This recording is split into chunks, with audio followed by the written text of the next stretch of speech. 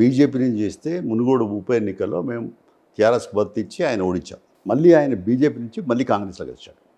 ఇప్పుడు ఆయన పోటీలో ఉన్నాడు. అంటే ఆయనకు మంత్రి పదవి ఇస్తా అని చెప్పినారని చెప్తున్నారు. ఇస్తారో లేదో తెలియదు మనకి. కాబట్టి ఇప్పుడు మనతోటి మాత్రం ఆయనకు అనుభవాల నుంచి గుణపాఠాలు వచ్చినాయి. కమ్యూనిస్టులతో ఉన్నందువల్ల ఫలితం ఏంది, లేకపోతే ఏం ఫలితం వస్తుంది అని అనుకున్నాడు. కాబట్టి ఆయన మా పట్ల సానుకూలంగా ఉండి ఆయన మా కామ్రేడ్స్తో మా నాయకులతో కార్యకర్తలతో పని చేసుకుంటూ ఉన్నాడు. అట్లా దానికి సంబంధించిన విషయం అంతే. ఇక ఆయన కాన్స్టిట్యున్సీ వరకు ఇక ఆయన మా వాళ్ళు ఆయనతో కలుస్తున్నారు, ఆయన మాతో కలుస్తున్నాడు, ఆయన పనులు ఉంటే చేస్తున్నాడు. ఆ నియోజకవర్గం వరకే కదా చేసేది. అట్లా అంటే వ్యక్తిగతంగా ఏమి ఉండవు అంటారా? ఏముంటుంది ఇప్పుడు ఆయనే పార్టీ మారిండు, మళ్ళీ పార్టీ సేమ్ పార్టీకి వచ్చిండు. ఇప్పుడు మాతో సన్నిహిత సంబంధాలు కొనసాగిస్తాడు. కాబట్టి దానికి ఇంకా చేయగలిగింది తెలియదు కదా సార్. ఇప్పుడు ఫైనల్గా మీరు ప్రజాపక్షమా లేకుంటే అధికార పక్షమా? మేము ఎప్పుడు ప్రజాపక్షే ఉంటాం. అయితే అధికార పార్టీతో ప్రాతినిధ్యం చేస్తాం. ప్రజా సమస్యలపైన వాళ్ళ దృష్టికి తీసుకెళ్తాం, పరిష్కారం చేయమని చెప్తాం. పరిష్కారం చేయకపోతే ఉద్యమం బాట పడతాం, పోరాటాలు చేస్తాం. అట్లా అది మా లక్ష్యం. మీరు ప్రజాపక్షాన్ని నిరూపించుకోవడానికి ఒక 4 ఎగ్జాంపుల్స్ చూపెట్టాను సార్. ఈ గవర్నమెంట్ వచ్చినాక కూడా అనేక ధర్నాలు పోరాటాలు చేస్తూనే ఉన్నాం. మధ్యాహ్న భోజనం వర్కర్స్ సంబంధించినటువంటి మన ధర్నాలు పెట్టుకున్నారు, దీక్షలు చేశారు. ఓకే. సెకండ్ ఏఎన్ఎంకి సంబంధించినటువంటిది ఉంటే మన ఈ కోటిలో ఉండేటువంటి డైరెక్టర్ కార్యాలయం అంటే వైద్య శాఖకు సంబంధించిన దాని ముందు దానికి ధర్నాకు నేనే అటెండ్ అయ్యాను ఈ మధ్యలో, నెల రోజుల కిందనే. ఓకే. ఏదో మిత్రపక్షం కాబట్టి లేకుంటే మనం ఏదో మౌనంగా ఉండాలి అని కాదు. మేము ఎప్పుడు ప్రజాపక్షమే, డౌన్ ట్రాడెన్స్ పక్షమే, అట్టడుగు వర్గాల పక్షమే, అనగారిన వర్గాలకు తర్వాత వాళ్ళకు హక్కులకు భంగం కలిగినప్పుడల్లా వాళ్ళకి ఇస్తామన్న హామీలు ఇవ్వలేదు. అవుట్ సోర్సింగ్ లేక రెగ్యులర్ కాంటాక్ట్ ఉన్నారు. వాళ్ళ జీతం అంతా గంతేనా? వాళ్ళకి ఎప్పుడు ఉద్యోగ భద్రత వస్తుంది, ఎప్పుడు తీసేస్తారో ఎప్పుడు తెలియదు. జీతాలు రెగ్యులర్గా ఇవ్వరు. ఇలాంటి అడిగి పోతున్నాం. ఇప్పుడు గ్రామ పంచాయతీలకు 3 నెలల నుంచి రాలేదు సాలరీసు. చిన్న చిరు ఉద్యోగులు అని చెప్తే అడుగుతున్నాం.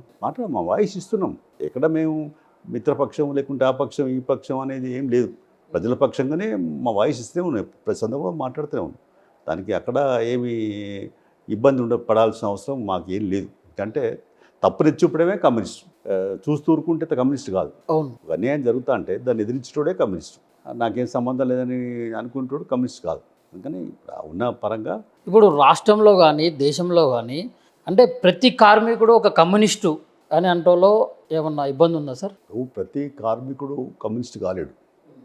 ఎందుకంటే ఆయనకు ఉండే అలవాట్లు కానీ కమ్యూనిస్టు భావజాలాలు ఉంటాయి కదా సార్. కమ్యూనిస్టు భావజాలం అనేది ఎట్లా వస్తుందంటే ఒక మనిషి అన్యాయాన్ని ఎదిరించడం, తర్వాత ప్రశ్నించే గొంతు కూడడం. ఇప్పుడు అక్కడ పనిచేసే అక్కడ కూడా తోటి కార్మికుడికి అన్యాయం జరుగుతుంది.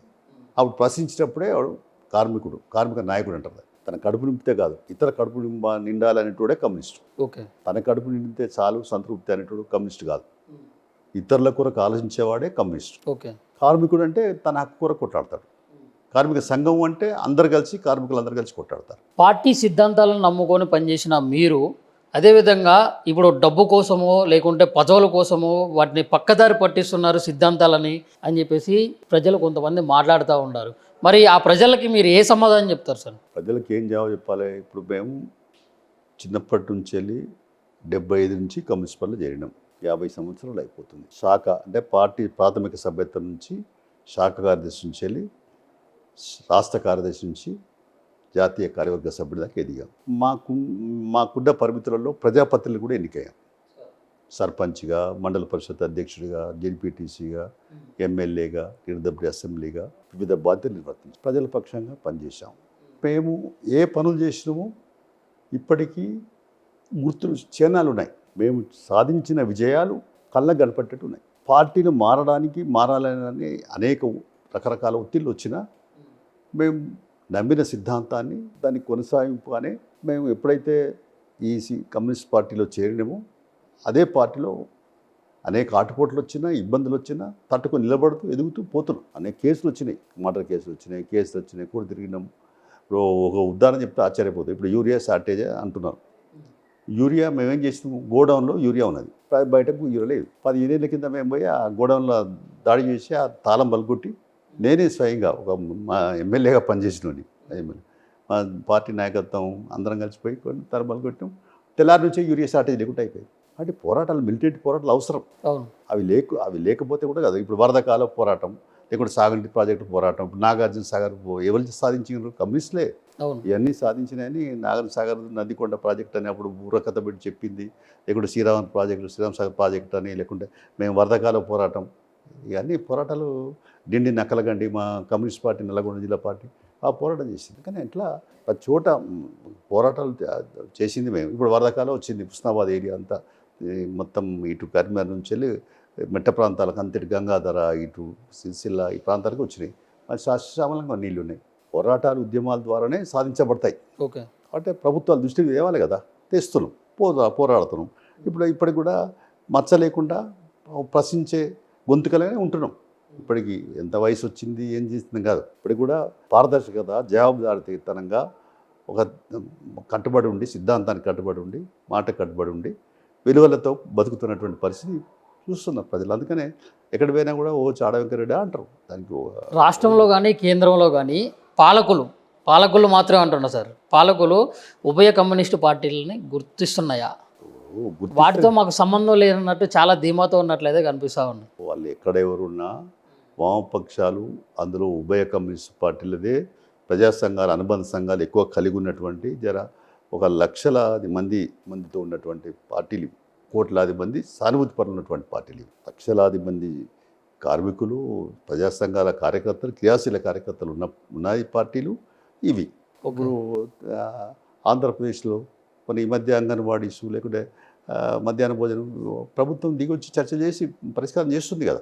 అంగన్వాడీలకు సంబంధించిన సమస్యలు, మధ్యాహ్న భోజన సమస్యలు ఇవన్నీ చేస్తూనే ఉన్నాయి కదా. మరి ఎవరి వెనుకలు ఉన్నాయి? ఈ సిపిఐ వెనుక ఉన్నాయి. అయితే ఏఐటీసీ లేకుంటే సిఐటి. అవును. సరే, ఇంకా మిగతా ఇఫ్ట్లు ఉన్నాయి కొన్ని, న్యూ డెమోక్రసీ పార్టీలు, ఇవి ఇతర ఎంఎల్ పార్టీలు ఉన్నాయి కదా, ఉన్నాయి. కానీ ఏదైనా ఎర్రజెండా పార్టీల కిందనే. ఇవాళ పోరాటాలు చేసేటి కూడా ఎర్రజెండా పార్టీలే. అయితే ఇంకా అనుకున్నది ఏం చేస్తలేరు, ఇంకెందుకు బలం అవుతలేరు, ఇంకా ఎందుకు సీట్లు వస్తలేవు, ఇంకా ఆ ప్రశ్నలన్నీ కూడా చర్చించాల్సినవి. ఏదో చర్చించాల్సినవి కావని నేనేం చెప్పట్లేదు. ఓకే. కాకపోతే దానికి ఇంకా అంతర్మదనం చేసుకోవాలి. కమ్యూనిస్టులు కూడా, మేము కూడా చర్చించుకోవాలా, ఎందుకు ఇంకా మనం ఇంప్రూవ్ కాలేకపోతున్నాం, ఇంకా కారణాలు ఎక్కడ పోతుంది. అన్నీ బాగా హార్డ్ వర్క్ చేస్తున్నాం నిజమే, కానీ మన వెనకాల మళ్ళీ జనాలు ఎందుకు అంటే ఆశల పల్లెకులు ఉన్నారు ప్రజలు. సుప్రీంకోర్టు చెప్పింది కదా, ఉచితాలు ఇస్తున్నారు అన్ని. వాటితో పాటుగా దానితో వల్ల ఏమవుతుందంటే ఈ శ్రమ చేయడానికి కూడా ఇష్టపడాడు, శ్రమ దగ్గర ఫలితానికి కూడా కొట్లాడు, ఇలాంటివన్నీ ఉన్నాయి. వీటిని మేము ఎట్లా అధిగమించాలి? ప్రజల నాడిని బట్టి మనం ప్రజా ఉద్యమాలు, పోరాటాలకు సమైతం చేయడానికి కసరత్తు చేయాల్సిన అవసరం ఉంది అనేది అనుకుంటాము. రేపు మహాసభలో కూడా చర్చించి ఒక ఖచ్చితమైనటువంటి నిశ్చితమైన అభిప్రాయంతో, కార్యాచరణతో ముందుకు పోదామని ఆలోచన ఉంది. తెలంగాణలో మళ్ళీ కమ్యూనిస్టు పార్టీలో పట్టు సాధించాలి, అండ్ ఉనికిని మళ్ళీ కాపాడుకోవాలంటే మరి ఎలాంటి కార్యాచరణ ఉండబోతుంది, ఎలాంటి ప్రయత్నాలు చేయబోతున్నారు? తెలంగాణలో కమ్యూనిస్టులకు పునాది ఉంది.